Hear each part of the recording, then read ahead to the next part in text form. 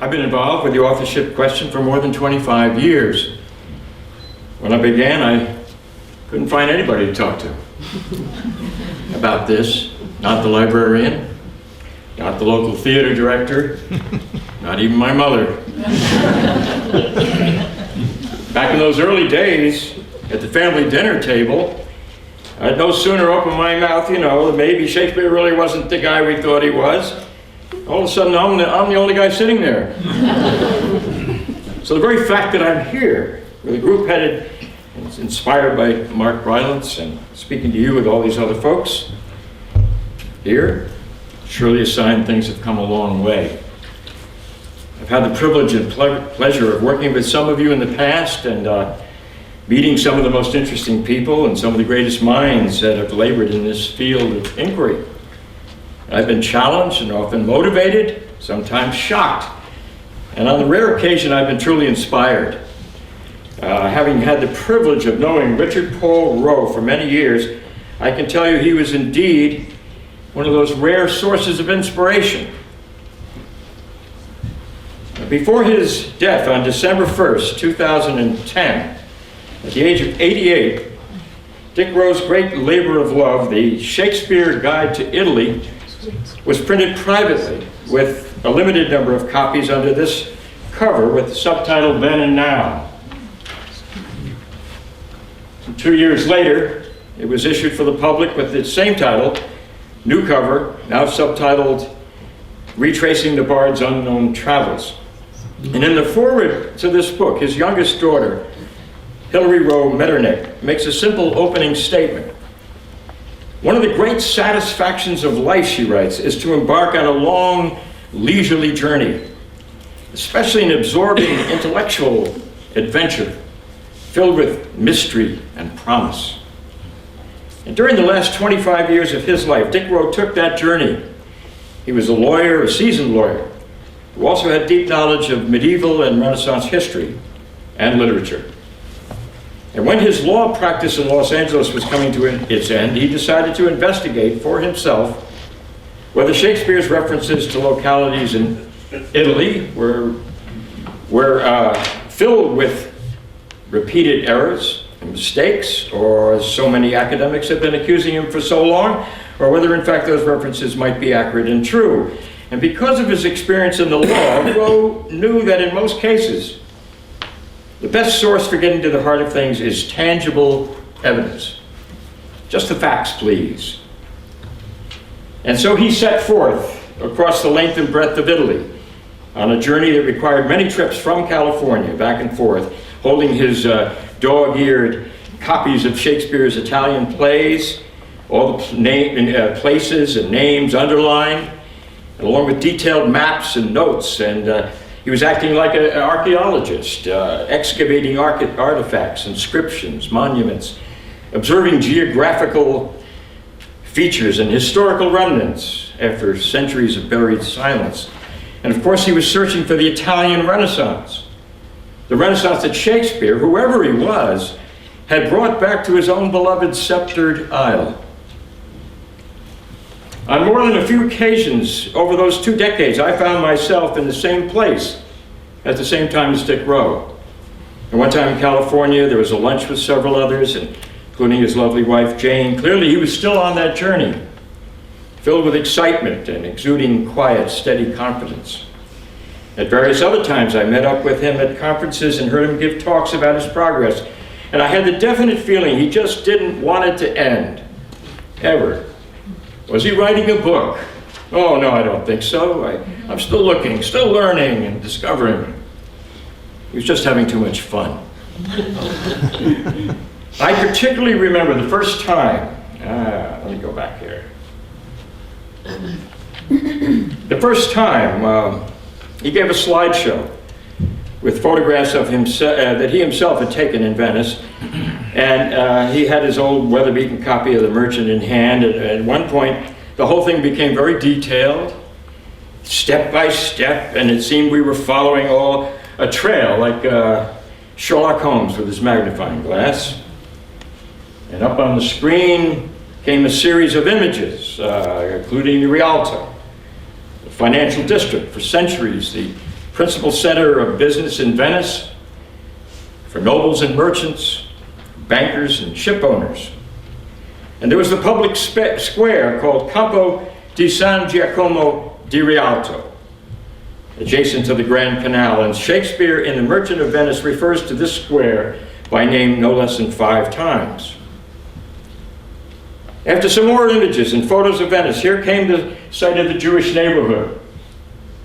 It was later called the ghetto, literally an island within the city of Venice, surrounded by a complex of canals on all sides, and accessible only by one or the other of 2 bridges with gates. Dick Roe explained that a decree of the Venetian Senate in 1516 had stated that the Jews must all live together in the ghetto, not go out at night. The gates should be opened in the morning at the ringing of the main bell at St. Mark's, and then they would be locked shut again at midnight by 4 Christian gatekeepers, appointed and paid for by the Jews themselves. And no small part of this was to protect them from being attacked. On and on, step by step, Detective Roe retraced his footsteps for us, and he paused to recite lines from Act 2, Scene 6, in the ghetto, in front of the place where Shylock lives, when Graziano tells Salerio that they have arrived at the penthouse under which Lorenzo wanted them to wait. Dick Roe found this reference to the penthouse a curious detail.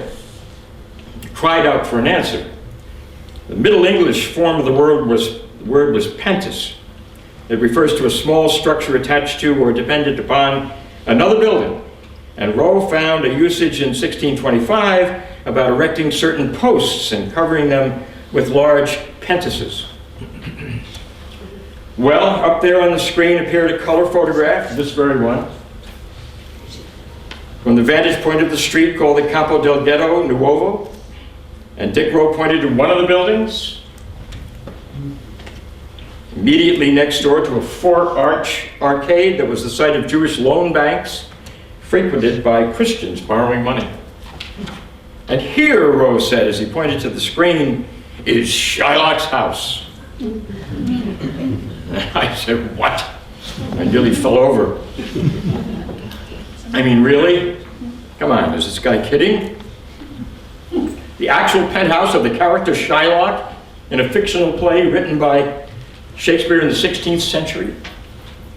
Well, it would become clear soon enough that this was the same startling precision for an obscure place and thing in Italy that the author knew about and subtly described and wove into his story an unusual and exact knowledge. And now Dick Roe is explaining various other aspects of the Venetian ghetto's culture and way of life, and he spoke about Shakespeare's knowledge of Italy, and particularly of Venice, its Jewish traditions, the synagogues, neighborhoods, trading and banking laws. And for example, he cited in The Merchant of Venice how old Gobbo questions his son Lancelot about which way to go to get to Shylock's house. What does he have to do to find it? And according to Roe, the son's answer is a classic but comical bit of Venetian, something a stranger might hear from a local. Turn upon your right hand at the next turning, but at the next turning of all on your left. Marry at the very next turning, turn of no hand, but turn down indirectly to the Jew's house. And Roe explained that Shakespeare was well aware that both the father and the son would know that the old man would have to get there indirectly by using the ghetto's tangled and zigzag streets. He cited scholars who thought the original question about how to get to Shylock's house is ludicrous. But it's not ludicrous, Roe said, because that's just the way it was back then. For example, there were no address numbers, no numbers on Venetian buildings. So old Gobbo would certainly find someone in that small district who would point him directly to Shylock's house. And Shakespeare knew this. And Roe himself was aware that so many of the original structures of the ghetto are still there. So much is still unchanged. The same as it was back in the 16th century, then as now, with only one penthouse in the ghetto. A single structure that Shakespeare was referring to at only one location. Yes, here it was, second floor, projecting from a building supported by a few columns, the only structure in the ghetto of its kind, and for good measure. It's immediately next door to a building that has a ground floor consisting of the arcade with 4 arches that was the site of loan banks. Mandated by the Venetian Senate, the Catholics were forbidden to lend for profit. So Venetian law restricted these banks to the Jewish quarter. The Red Bank, it was called, and it was so named for the color of its pawn tickets. And in his book, Dick Rowe provides countless examples of this kind of discovery and much more reasoning than I'm giving you.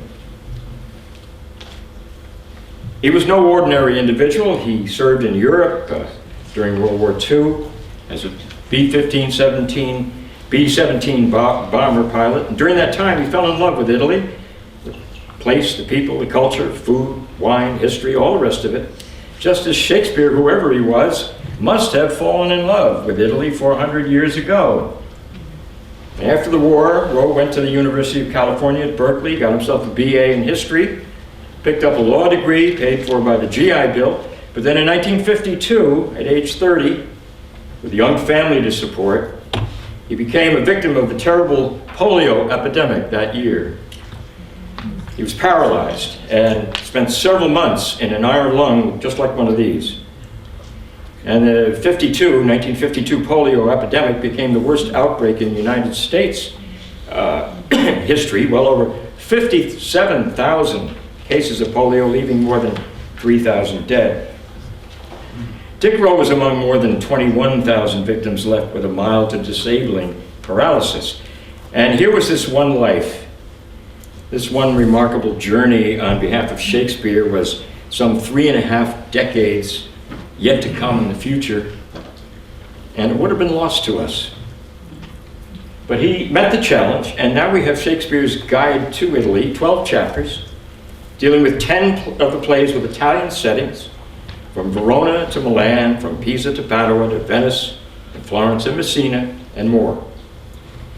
Let us open to Rowe's introduction to his book and listen to some of what he felt was most immediately important to share with us. And these are his words. There's a secret Italy hidden in the plays of Shakespeare.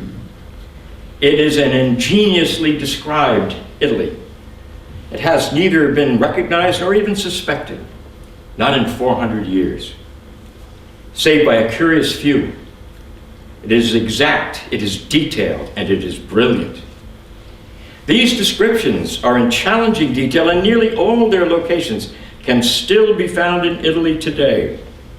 It is an Italy that has never before been acknowledged because of a widely accepted dogma that negated its existence, dampening any motive to leave home and go search for it. Of the few things about Italy which critics admit the playwright got right, they say he must have learned them from a source right there in England, especially since the proclaimed playwright had never been in Italy. Consistently asserted fact used to explain why the author of the play set in Italy made repeated mistakes about that country. In truth, as will be demonstrated, the precise and abundant allusions in those plays to places and things, the length of that country, are so unique to it that they attest to the playwright's personal travels there. And by journeying in Italy today, with the Italian plays in hand, reading them as though they were books of instruction, the playwright's vast erudition about that exciting country and its civilization is revealed. But right at the beginning of chapter 1 is a personal story which for many readers of Shakespeare's guide, the Shakespeare Guide to Italy, has become a kind of symbol of the entire book. It's a shorthand way of referring to the many startling and amazing things that Shakespeare pointed to and that Dick Rowe wound up finding. This particular anecdote at the beginning is hardly one of the most amazing little adventures, but for some reason it's memorable and seems to stand for all the others. It's called, simply enough, the Sycamores.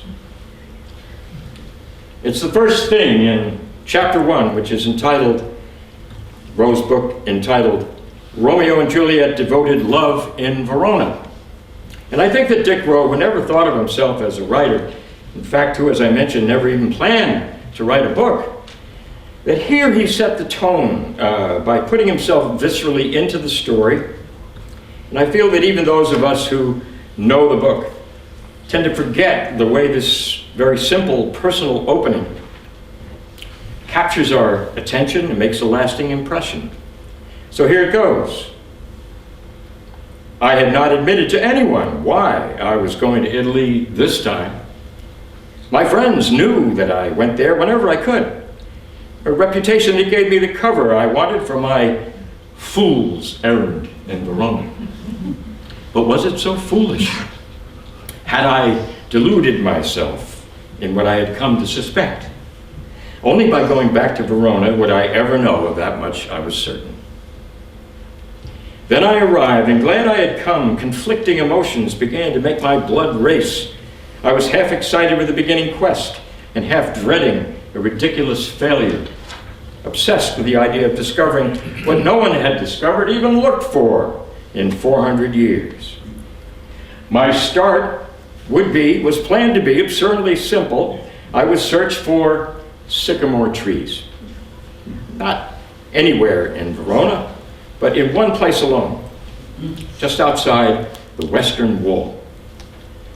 Native sycamore trees, remnants of a grove, a large grove, that had flourished in that one place for centuries.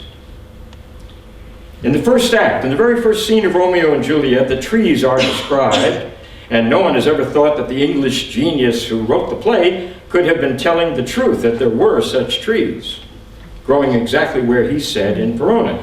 In that first scene, Romeo's mother, Lady Montague, encounters her nephew on the street, Benvolio, Romeo's best friend. She asks Benvolio where her son Romeo might be, and Benvolio replies, "Madam, an hour before the worshipped sun peered forth the golden window of the east, a troubled mind drove me to walk abroad, where, underneath the grove of sycamore, that westward rooteth from the city's side, so early walking did I see your son." And here Dick Rowe goes into the matter of Shakespeare's known sources for the play, and the question of which sources, if any, mentioned that sycamore grove just outside the western wall. Well, there were different sources. And these are mentioned by all the academics, you know. Here's where he got it. There was an Italian tale from 1535. And that one was embellished by another Italian, Bandello. And then a French writer added some stuff of his own. And finally in England, in the early years of Elizabeth's reign, there was a prose version by William Paynter, and also a long poem, Romulus and Juliet, attributed to one Arthur Brooke. But none of these early renditions, none of these sources for Shakespeare's play had any sycamores. So Richard Rowe goes on. All this evolution happened before the Romeo and Juliet of the playwright was composed. Shakespeare scholars insist he got his material from for Romeo and Juliet from Brooke's long poem, and that the celebrated playwright had never been in Italy. Therefore, he could be expected to make mistakes about its topographic realities. They say he invented a peculiar Italy of his own, with colorful nonsense about what was there.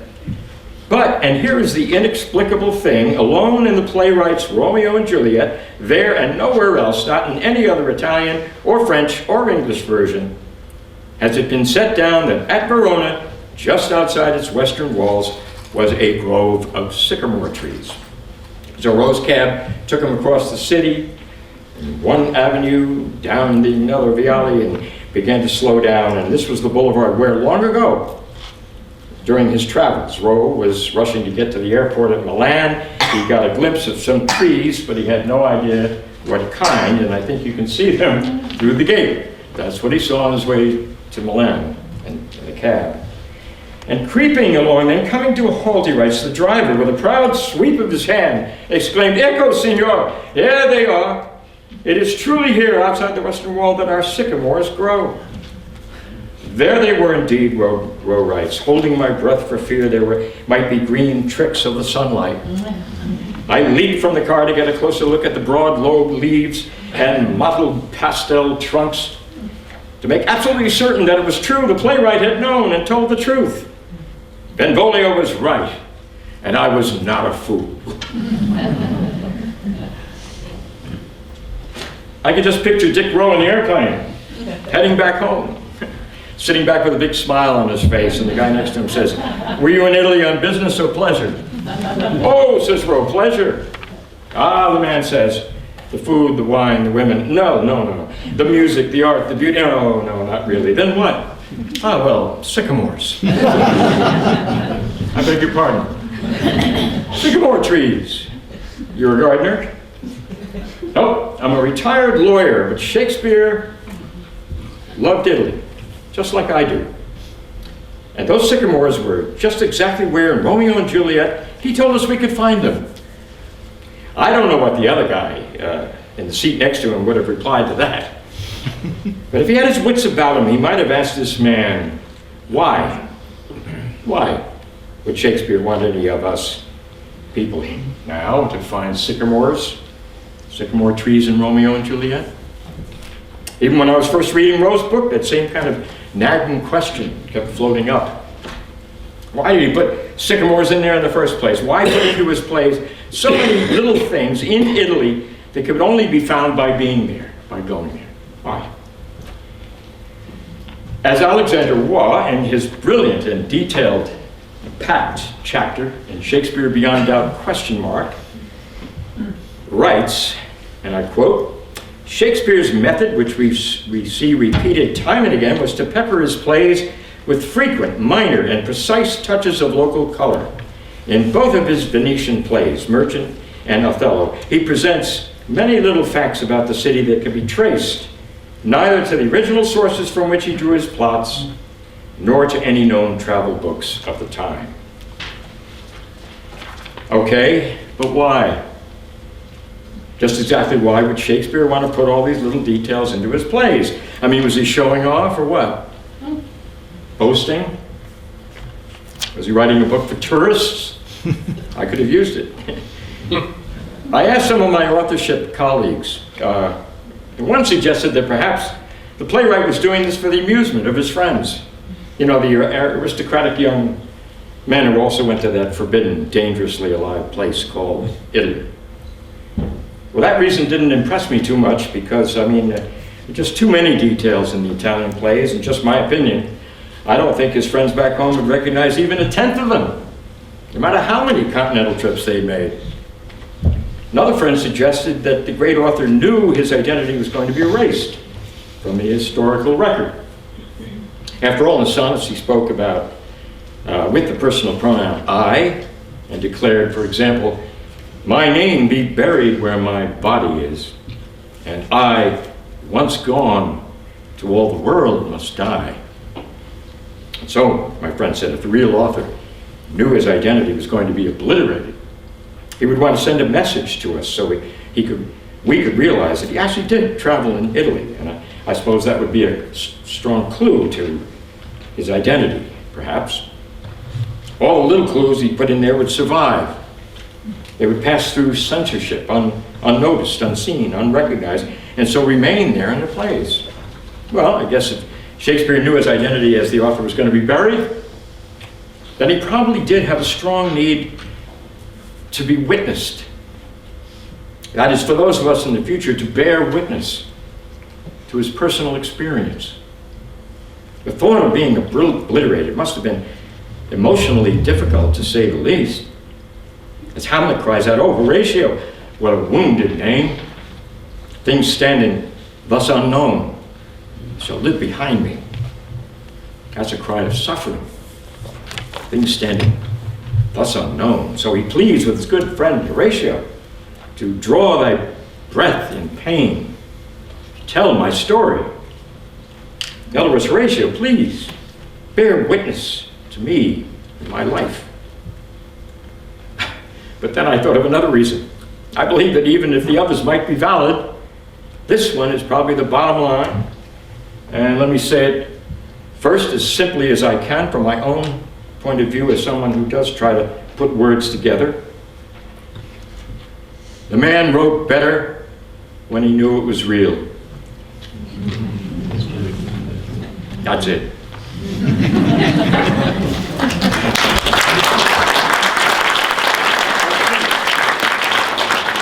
That's the answer, not my speech. You trying to kick me out or so soon? He knew that using very specific things that he had seen with his own eyes and touched with his own hands, tasted, heard, smelled, then the rest of his writing of that particular play would go better. My friend and colleague Stephanie Hughes, back home, lives in the same town, Nyack, that I do, says it very directly and clearly. The author's imagination, this author's imagination, was the sort that needs real things and real experiences to build upon. And it's funny, those are the little things, and the big things are the story and all that. My earliest acting days, we used to sit around drinking imaginary cups of tea. The actors know this, right? And at first I thought it was kind of ridiculous, but then I realized, hey, if I could smell the aroma of this invisible tea, feel the non-existent steam coming up from this imaginary cup, well then, everything else begins to take on that essential feeling of reality. And the comedian Billy Crystal recalls getting advice from Bill Cosby, the great stand-up comic, who told him, you've got to leave a tip. Leave your audience with a little piece of yourself, so they get a little feeling of who you are, a gift. So in the process of using the reality of this experience to write better, the author known as Shakespeare also gave us a special kind of gift when it comes to his Italian plays. Gave us a way to go right to the very places where he spent time, be able to walk in his shoes, on the very same streets, follow his footsteps. He left us with a map of his own experience. And through his plays, he demonstrates that he had absorbed Italy into himself through all his senses, all the wiring of his brain. That he shook off the rigid attitudes and behavior of his own roots, broke the shackles, became a lover. The Italian lover he always knew he was, which allowed him, for one thing, to embrace a new and powerful empathy, the better to inhabit each of his characters. His love for Italy, of course, was a love for life, and of course, a love for the Italian Renaissance. But Dick Rowe was not alone in his convictions about this. Ernesto Grillo. Professor Grillo grew up in a respected Italian family. He taught Italian studies at Glasgow University. His lectures included dozens of linkages between Shakespeare and geography, language, and culture of Italy. One of his students put together his notes into a book entitled Shakespeare in Italy, published in 1949. And it quotes Grillo in conclusion. Italy, with its public and private life, its laws and customs, its ceremonial and other characteristics, pulsates in every line of our dramatist.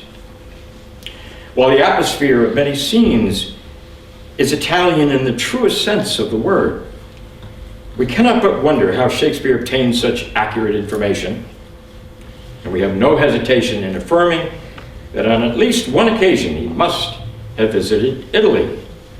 Here we are in 1949. We're still trying to say this.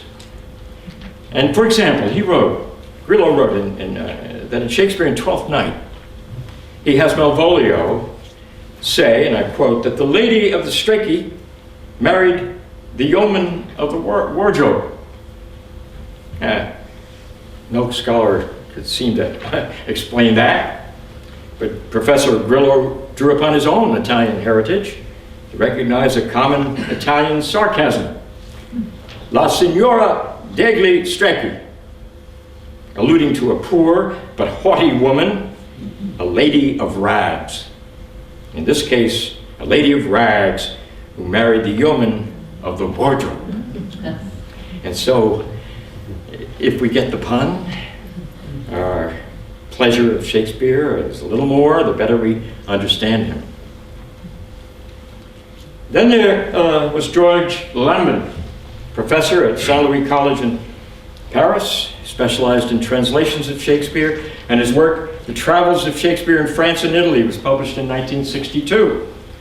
Professor Lambin writes with passion, "The moment is near, if it has not already arrived, in which the Shakespeare mystery will finally escape the somewhat narrow and jealous competence of the exclusive specialist in literary studies.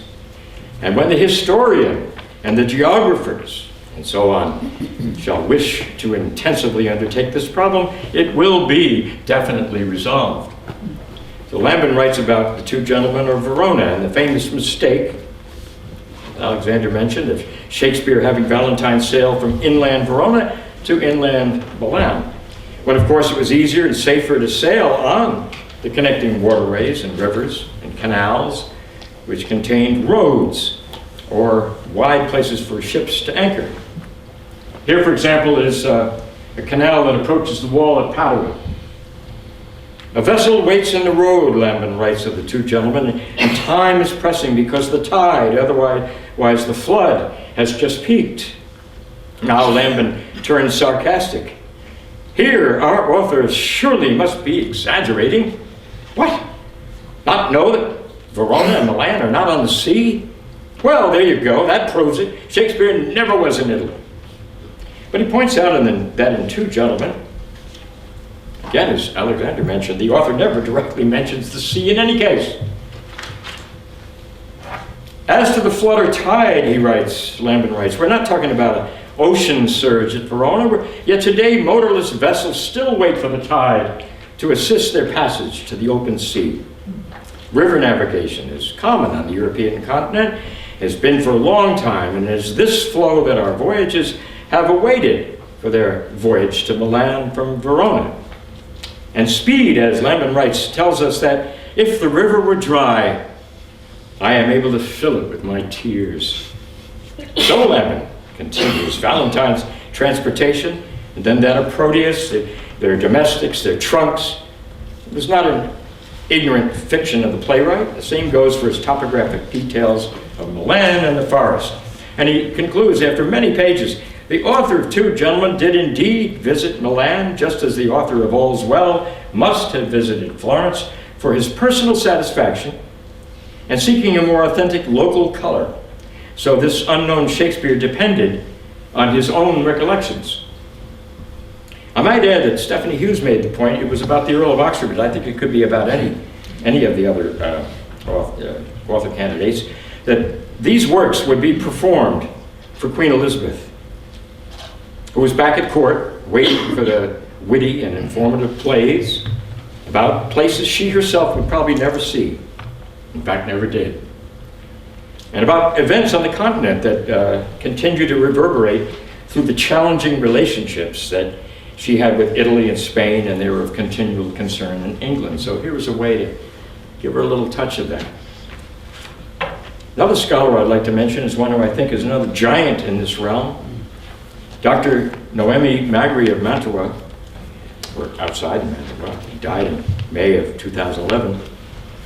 Extraordinary woman, outstanding teacher of the English language, contributor to many amazing articles about Shakespeare and Italy, to the De Vere Society, and which reprinted no less than 5 of her articles in its 2004 collection of essays, Great Oxford, which in my view is one of the most outstanding books that I recommend for anyone involved in the Shakespeare authorship question. Cover photograph is that of a Titian painting of Ovid's story of Venus and Adonis. And as Dr. Magri reported, Titian, he painted several such pictures. But this was the only one in which Adonis wears a bonnet or a cap while trying to avoid being seduced by the goddess of love and beauty. There's one of the ones with no hat. The one with the hat could only be seen in the 16th century at Titian's house in Venice. And this is the very painting that Shakespeare describes in his narrative poem of Venus and Adonis. Shakespeare had to be in Venice. He saw this painting and then he wrote, "He sees her coming and begins to glow, and with his bonnet hides his angry brow. For all askance he holds her in his eye. Now she was just before him as he sat, and like a lowly lover down she kneels. Oh, what a war of looks was then between them. Princes and cardinals and ambassadors and nobles, artists and literary figures, they would not fail to pay their respects to Titian. Up until when he died in 1576, his house in Venice was a kind of cultural center. To be received into his house was a mark of high honor and prestige. Shakespeare was one of those distinguished visitors who were received at Titian's house in Venice, but don't tell Stanley Wells or Jonathan Page. But Noemi Magri and Dick Rowe both contributed details of evidence to prove that Portia's supposedly fictitious estate of Belmont in The Merchant of Venice was none other than the Villa Vascari Malcontenta on the River Brenta. Built by 1560, grand palace where, just as the author knew, trumpets sounded as each nobleman was received in its richly decorated great hall, where musicians serenaded and aristocrats danced and players performed. Turns out Shakespeare gave Portia the precisely correct information for her instruction to Nerissa to haste away, for we must measure 20 miles today.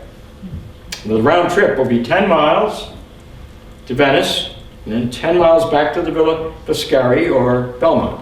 There was no Belmont, so he must have seen this. Malcontenta.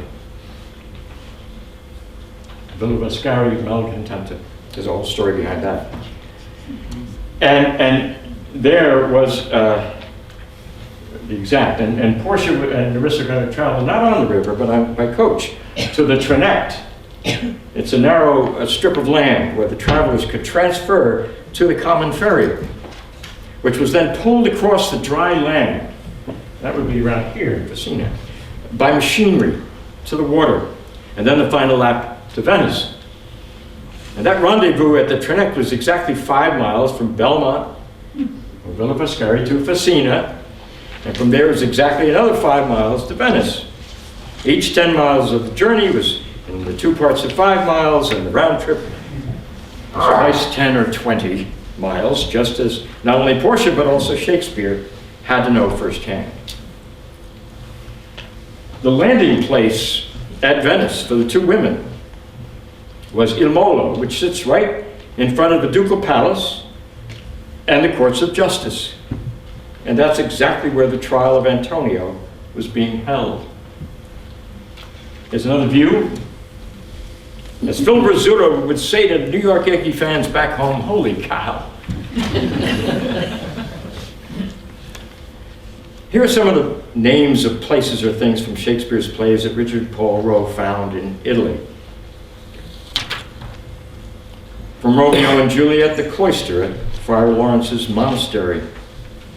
From Two Gentlemen of Verona, the Emperor's Court, and St. Gregory's Well in Milan. And it's not a well. It was a big place where I think the bodies of plague victims were deposited, so he was making a very sarcastic comment in the play. From Taming of the Shrew, the rivers and canals to Padua, the hostelry near St. Luke's Church. From Othello, the Sagittary in Venice. It was known in Italian as the Frizzeri. Scholars they've had many ideas about what this Sagittary was. They think it was an inn with a sign of something on the top. But all of these were wrong. In fact, it's a narrow street where the arrow makers had their shops. And then from Midsummer Night's Dream, an ancient and unchanged town near Mantua called Sabbionetta, known as Little Athens, with enough details to convince the most stubborn naysayer that this was indeed the real setting for Midsummer Night's Dream. And maybe it wasn't, but I suggest that you get Dick Rowe's book and decide for yourself. All's well that ends well, the St. Francis hostelry, and more, much more. But how about this one? From The Tempest, the island of Volcano, of which Ariel sings, "Come unto these yellow sands." And it's the only one with yellow sands, I believe. Prospero's Island. Volcano is one of the islands off the northeast coast of Sicily. It's named for the Roman god of fire and forges and volcanoes. And once again, Roe offers dozens of details coordinating this magical location with that magical play of Shakespeare. This picture is from Roe's daughter, Hilary, with whom I had the good fortune to communicate before coming here. So as I conclude, I'd like to share some of her insights into the scholar and adventurer whom she called Dad. There were 2 points Hilary especially wanted to make. First might simply be called irreverence. Her father was a highly intelligent individual, a self-made man, she said, of simple background, but he was fundamentally irreverent. He never accepted what the experts had to say about anything, at least not just because they were experts. He was a feisty guy. He had no problem challenging truth or questioning what individuals with big titles had to say. And this may have stemmed from his training as a lawyer, she said, adding, but I believe his irreverence shows through in the topic which absorbed him so profoundly at the end of his life and which resulted in his book. The second point, she said, is that my father's outlook was also impacted by the conflict or tension between appearance and reality. How things and people appear, not necessarily what they actually are. For example, his mother, she was born in 1886, was a divorced woman, and that was considered rather a wild thing for a woman to be at the turn of the 20th century. But he knew her only as a wonderful and warm person, and how she may have appeared to others was never the reality of her to him. So irreverence and being aware of the difference between appearance and reality. I should think, Hilary said, that these 2 themes would profoundly impact a person's outlook, and I do not believe my father embarked on his Shakespeare quest without having been affected by them. Dick Roe, I know personally, believed that the Earl of Oxford was the true author, but he left that conviction aside when it came to writing his book. His epilogue is a paragraph of simple elegance and eloquence. And I quote it. As we have seen in the foregoing chapters of this book, the imaginary settings for the 10 Italian plays of Shakespeare have presented both specific and strikingly accurate details about that country as a result of dedicated sojourns within it by the playwright. That playwright's journeys took him from its alpine slopes to the toe of its peninsula, across the length and breadth of its great island of Sicily, and included sailing trips on both the adjoining Adriatic and Tyrrhenian seas. For the last 400 years, nearly all of the playwright's descriptions of Italy's places and treasures have either gone unrecognized as being true or have been dismissed as mistaken.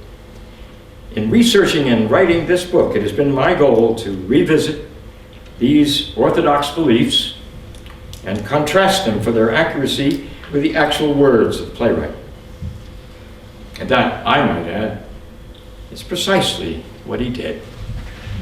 Thank you.